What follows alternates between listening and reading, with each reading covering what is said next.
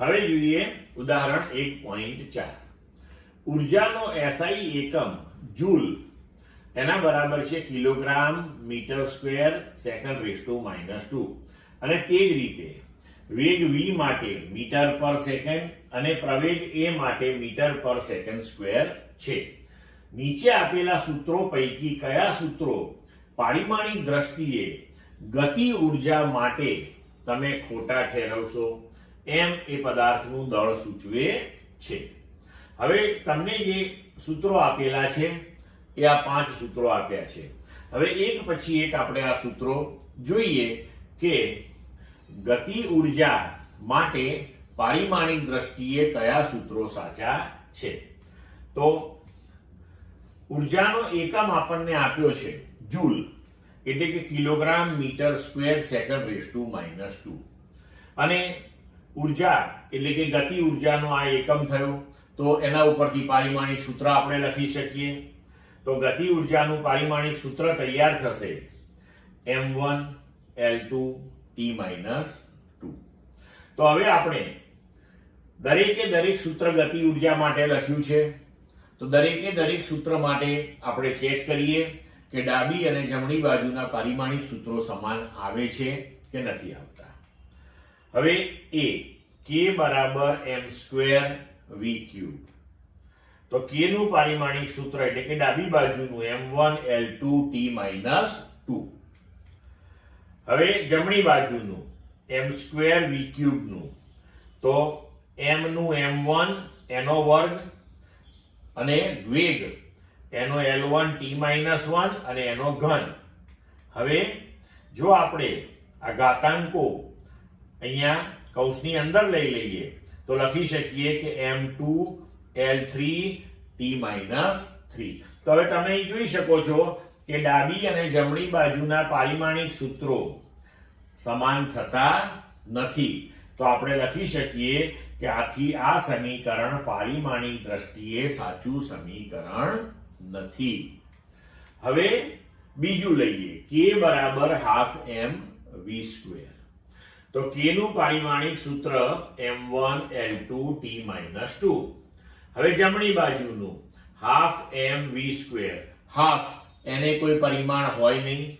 m દળ, તો એનું પરિમાણ m1, વેગ L1 T-1 એનો વર્ગ, તો અહીંયા વર્ગ કર્યો આપણે. હવે પરિણામી આપણે લખી શકીએ m1 L2 T-2. તો અહીં તમે જોઈ શકો છો કે ડાબી અને જમણી બાજુના પારિમાણિક સૂત્રો સમાન થયા. માટે આપણે લખી શકીએ કે આ સમીકરણ પારિમાણિક દ્રષ્ટિએ સાચું સમીકરણ છે. હવે ત્રીજા ઉપર જઈએ. k બરાબર ma. તો ડાબી બાજુ ગતિ ઉર્જાનું સમીકરણ m1 L2 T-2, જમણી બાજુ ma, m નું m1 a એટલે પ્રવેગ, L1 T-2. તો પરિણામી પારિમાણિક સૂત્ર થયું m1 L1 T-2. તો હવે તમે જોઈ શકો છો કે ડાબી અને જમણી બાજુના પારિમાણિક સૂત્રો સમાન નથી. તો આ સમીકરણ પારિમાણિક દ્રષ્ટિએ સાચું સમીકરણ નથી. હવે ચોથું લઈએ d. k બરાબર 3/16 mv². ડાબી બાજુ k ગતિ ઉર્જાનું પારિમાણિક સૂત્ર m1 L2 T-2. જમણી બાજુ 3/16 mv² બરાબર m1 L2 T-2. કારણ કે mv² નું પારિમાણિક સૂત્ર m નું m1 અને v² નું આપણે આગળ ઉપર જોયું છે, તો એ થશે L2 T-2. એટલે આપણે આ લખ્યું. તો હવે અહીં જુઓ કે ડાબી અને જમણી બાજુના પારિમાણિક સૂત્રો સમાન છે. તો આપણે લખી શકીએ કે આ સમીકરણ પારિમાણિક દ્રષ્ટિએ સાચું સમીકરણ છે.